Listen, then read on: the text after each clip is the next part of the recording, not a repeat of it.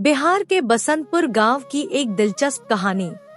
दो भाई राजेश और अजय एक ही मां की कोख से जन्मे, पर स्वभाव में दिन रात का फर्क। राजेश की लालच और चमकदमक की चाहत, तो अजय की मेहनत और मिट्टी से मोहब्बत। जब पिता की जमीन बंटी तो क्या हुआ? धोखे, विश्वासघात और समय के सबक की ये कहानी आपको झकझोर देगी। कौन जीता कौन हारा, जानने के लिए देखिए भाइयों की अनकही दास्तान।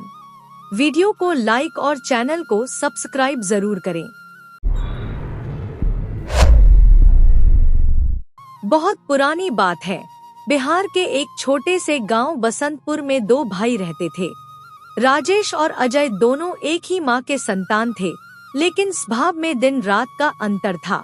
राजेश बड़ा भाई था, तेज दिमाग वाला, चालाक, थोड़ा लालची और बहुत महत्वाकांक्षी। उसे हमेशा जल्दी अमीर बनने की चाह थी। वहीं अजय छोटा था, शांत स्वभाव का, मेहनती, ईमानदार और बहुत सहनशील। उनके पिता हरिपाल जी गांव के सादे किसान थे। उन्होंने अपनी खेती-बाड़ी और पूर्वजों की जमीन को बड़ी मेहनत से संभाला था, लेकिन दुर्भाग्य से एक रात दिल का दौरा पड़ने से उनका देहांत हो गया। उस समय अजय 17 साल का था और राजेश 23 का। हरिपाल जी के जाने के बाद दोनों भाइयों पर जिम्मेदारियों का बोझ आ गया। माँ कमला देवी हर रोज प्रार्थना करती कि दोनों बेटे साथ मिलकर काम करें और एक दूसरे का सहारा बने, लेकिन किस्मत को कुछ और ही मंजूर था। राजेश ने पिता की जमीन बेचने की बात उठाई। भाई, ये आप क्या कह रहे हैं? हम भला अपने पिताजी की उस जमीन को कैसे बेच सकते हैं? ये हमारे पूर्वजों का आशीर्वाद है, और भला आशीर्वाद कोई बेचता है क्या? ये मिट्टी में हमारे पूर्वजों की यादें बसी हैं। तू नहीं समझेगा छोटे, गांव में इस छोटे से खेत से क्या होगा? अगर हम यहीं रहे तो गरीबी हमारा मुकद्दर बन जाएगी। मेरे साथ शहर चल, बड़ा बिजनेस करेंगे। यहाँ कीचड़ में सड़ने से अच्छा है शहर की रौनक में जीना। अजय को बुरा लगा। उसके लिए खेतों की मिट्टी माँ के आंचल जैसी थी, लेकिन माँ के आंसू देखकर उसने चुपचाप सिर झुका लिया, यह सोचते हुए कि परिवार की खुशी सबसे ऊपर है। राजेश ने पिता की आधी जमीन बेच दी और शहर चला गया। अजय गांव में रह गया। बची जमीन उसका संसार बन गई। उसने खेत जोते, सब्जियां उगाई और माँ का ख्याल रखा। उधर शहर में राजेश ने पिता की दौलत से व्यापार शुरू किया। शुरुआत में खूब पैसा कमाया और वह शहर की चमकदमक में डूब गया। गांव लौटने पर वह बड़े बड़े कपड़े पहनकर मोबाइल लहराते हुए अजय की मेहनत का मजाक उड़ाता। अरे ओ गबार, तू अभी भी कीचड़ में धंसा है।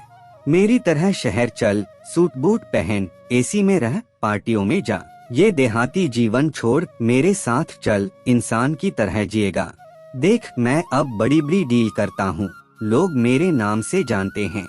तू यहाँ क्या कर रहा है? अजय बस मुस्कुरा देता। उसका खेतों की मिट्टी से लगाव कोई नहीं समझ सकता था। वह सोचता कि समय समय सबका हिसाब रखता है। शहर की चकाचौंध ने राजेश को बदल दिया। वह अब वो गांव का लड़का नहीं रहा जो पिता की छड़ी से डरता था। अब राजेश का अपना मोबाइल फ्रेंचाइजी बिजनेस शुरू में चला, लेकिन मुनाफा उसके घमंड की सीढ़ी बन गया। वह उधार पर माल खरीदने लगा। गांव आने पर वह चमकते कपड़ों और परफ्यूम में लिपटा अजय का मजाक उड़ाता। उधर अजय ने बची जमीन पर मेहनत की, फसलें उगाई और गांव वालों के बीच इज्जत कमाई। राजेश जब शहर से खूब कमाई करके लौटा, तभी उसका रुतबा देखने लायक था। रिश्तेदार और परिचित उमड़ पड़ते। उसे रानी नाम की शहरी लड़की पसंद आई, जो महंगे कपड़ों और गहनों में सजी रहती थी। दोनों की शादी धूमधाम से हुई, मानो कोई राजा महाराजा की शादी हो। राजेश ने लाखों खर्च किए दिखावे के लिए। अजय अपने खेतों में जुटा रहा। उसकी नजरें धरती पर टिकी थी।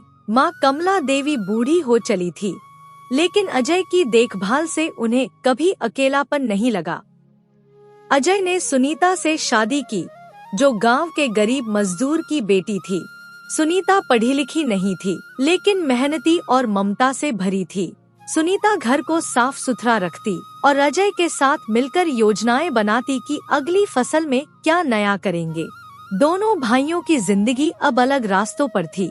राजेश का व्यापार घाटे में गया, उसका पार्टनर फ्रॉड निकला, कर्ज बढ़ता गया और रानी की डिमांड्स कम न हुई। मुझे नए गहने चाहिए, इतने सालों से वही पुराने पहनकर थक गई हूँ। सब हंसते हैं कि मैं एक ही झुमका लेकर हर फंक्शन में जाती हूँ। शादी का सीजन है, अच्छा दिखना जरूरी है। और हाँ, माँ के घर अगले महीने शादी है, 4 दिन का फंक्शन। मुझे 3 नए ड्रेस चाहिए, एक मेहंदी के लिए हरा, एक संगीत के लिए लाल और एक शादी के लिए गोल्डन। नई चप्पल भी, पुरानी की हील टूट गई है। और हाँ, नया पर्स भी जो मैच करे। रानी, मेरी भी सुन लो। पिछले 3 महीनों से दुकान में घाटा है, ग्राहक घट गए हैं, उधार बढ़ता जा रहा है, माल लाने के पैसे नहीं बचे। तुम्हारी ये मांगे मुझे अंदर से तोड़ रही हैं। मैं रोज सोच कर जाता हूँ कि आज कुछ बिकेगा, लेकिन शाम को खाली हाथ लौटता हूँ। मैं चाहता हूँ तुम्हें सब दूं, लेकिन अभी मजबूरी है। थोड़ा सब्र करो, वक्त बदलेगा तो खुद सोने का हार लाऊंगा। मैं सरपंच की बेटी हूँ, मेरे पिता ने हर ख्वाहिश पूरी की। मुझे पता होता कि तुम कंगाल हो जाओगे तो कभी शादी न करती। मेरे लिए शहर के अमीर लड़कों के रिश्ते आए थे। अब क्या सड़क पर सोएं? इस धूप में मेरी स्किन डैमेज हो जाएगी, मेकअप भी बर्बाद। हे भगवान, ये कैसा पति मिला जो ऐसे दिन दिखा रहा है। चिंता मत करो, मैं कुछ करूँगा। हार नहीं मानी है। अजय तरक्की कर रहा था। उसने बचत से छोटा खेत खरीदा, जैविक खेती शुरू की। एक दिन राजेश गांव लौटा, थका हारा, शर्मिंदा। अजय की मेहनत और इज्जत देख उसकी ईर्ष्या भड़क उठी। मेरा छोटा भाई मुझसे आगे निकल गया। कैसे? उसने क्या खास किया जो मैं नहीं कर पाया? वो गांव में राजा बना घूमता है, उसकी बीवी दूध दही पर पलती है और मेरी रातों को भूख लगी रहती है। ये सब देखकर दिल जलता है। अब और बर्दाश्त नहीं। अजय और सुनीता हमसे ज्यादा खुश और अमीर हैं। कभी वो हमारे सामने हाथ जोड़ते थे, अब हमें नीची नजरों से देखते हैं। उनका ऐशो आराम देखकर मेरा खून खौलता है। जिन पर हम दया करते थे, अब वो हम पर तरस खाते हैं। सुनिए, कुछ कीजिए, कुछ भी, वरना मैं घुटकर मर जाऊंगी। राजेश दिन रात अजय को नीचे गिराने की सोचता। तभी माँ कमला देवी का देहांत हो गया। गांव मातम में डूबा।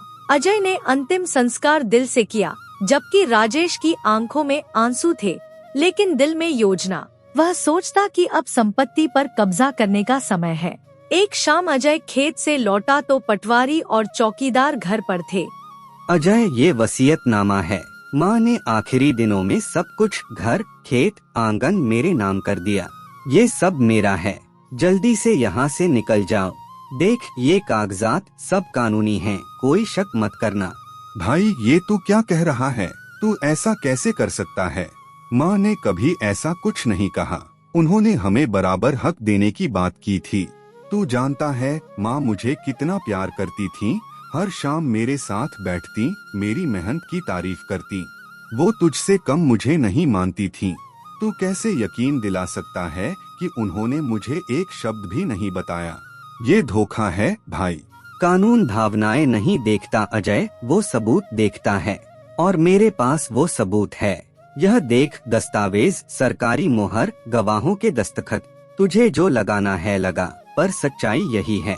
अब यह सब मेरा है। भाई, क्या इतना सब कुछ काफी नहीं था? तुमने शहर जाने के लिए पिताजी की आधी जमीन पहले ही बेच दी थी। मैं तो बस माँ की यादों में जी रहा हूँ, इस मिट्टी से जुड़ा हूँ। क्या ये सब छीन लेगा तुम मुझसे? माँ की परछाई भी बांट ली तूने। ये अन्याय है भाई, हमारा खून एक है, फिर ये क्यों? अजय चुपचाप सुनीता और एक जोड़ी कपड़ों के साथ अपनी मेहनत से बनाए खेत पर जा बसा, जहाँ एक झोपड़ी और उम्मीदें थी। वह अब और मेहनत करने की योजना बना रहा था। सुनीता, चिंता मत करो। राजेश ने जमीन ली, मेरा नसीब नहीं छीन सकता। दुख है कि मेरे भाई ने धोखा दिया, लेकिन हम फिर मेहनत करेंगे। रोज सुबह उठेंगे, खेत जोतेंगे, फसलें उगाएंगे। तुम देखना, जल्द अपना घर लेंगे। मुझे आप पर पूरा भरोसा है। आप मेरी चिंता मत करिए। इस समय हमें काम पर ध्यान देना होगा। ये झोपड़ी छोटी है पर आपका मन बड़ा है। मेरे लिए यही काफी है कि मेरा पति एक ईमानदार और अच्छा इंसान है। मुश्किल के इस समय में मैं आपके साथ हूँ। हम मुस्कुराकर ये वक्त पार करेंगे, मिलकर सपने बुनेंगे। घनश्याम, एक लालची दलाल, ने राजेश के कहने पर फर्जी वसीयत बनाई थी। जब उसने पैसे मांगे, राजेश टालमटोल करने लगा। 2 महीने हो गए, मेरे पैसे लौटा। तूने अपने भाई को नहीं छोड़ा। मैं क्या चीज हूँ? अगर नहीं दिया तो सबको बताऊंगा, तेरी सच्चाई खोल दूंगा। धमकी देता है। तेरे जैसे बहुत देखे हैं। जो करना है कर ले, पैसे नहीं दूंगा। निकल यहाँ से वरना पुलिस बुलाऊंगा। गांव की चौपाल में पंचायत बुलाई गई। जमीन को लेकर सवाल उठे थे। राजेश झूठ को सच बनाने पहुंचा, लेकिन घनश्याम सबूतों के साथ आ धमका। उसने फर्जी वसीयत, दस्तखतों की तुलना और तहसील की असली नकल पेश की। ये दस्तखत कमला देवी के नहीं, मैंने राजेश के कहने पर बनाए। उसने पैसे देने का वादा किया पर नहीं दिया। आज मैं सजा भुगतने आया हूँ, लेकिन इसने अपने भाई से छल किया। पूरी सच्चाई सामने लाऊंगा। गांव सन्न रह गया। राजेश की बोलती बंद हो गई। उसकी आंखें डर से भरी थी। राजेश, तूने अपने भाई को ठगा, माँ की आत्मा को अपमानित किया। क्या तुझे एक पल के लिए भी अपने भाई पर तरस नहीं आया? तेरे हाथ नहीं काम पे, तेरे पापों का घड़ा भर चुका है। सजा भुगतने के लिए तैयार हो जा। अजय को उसकी जमीन और मकान वापस मिले। तुझे गांव से बेदखल किया जाए ताकि दूसरों के लिए सबक बने। घनश्याम को चेतावनी दी गई कि अगली बार सजा मिलेगी। राजेश ने पहली बार सिर झुकाया। उसका झूठ और घमंड बेनकाब हो गया। वह गांव से निकल गया। अब वह मजदूरी करने लगा। उसकी आंखों में सिर्फ पछतावा है। अजय ने घर वापस पाया, लेकिन उसका दिल करुणा से भरा था। ईश्वर, मेरे भाई को सही रास्ता दिखा। उसके मन का अंधकार मिटा। उसे मेहनत और ईमानदारी का महत्व सिखा। शायद समय ने अपना सबक सिखा दिया है। अब तू उनकी मदद कर। तुम्हारा दिल बड़ा है अजय, यही असली अमीरी है। मुझे गर्व है कि मैं तुम्हारी पत्नी हूँ। समय का सबक यही है, जो दूसरों को धोखा देता है, समय उसे धोखा देता है। जो मेहनत करता है, वह समय के ताज पर राज करता है। अगर वीडियो पसंद आए तो लाइक, कमेंट और सब्सक्राइब करें।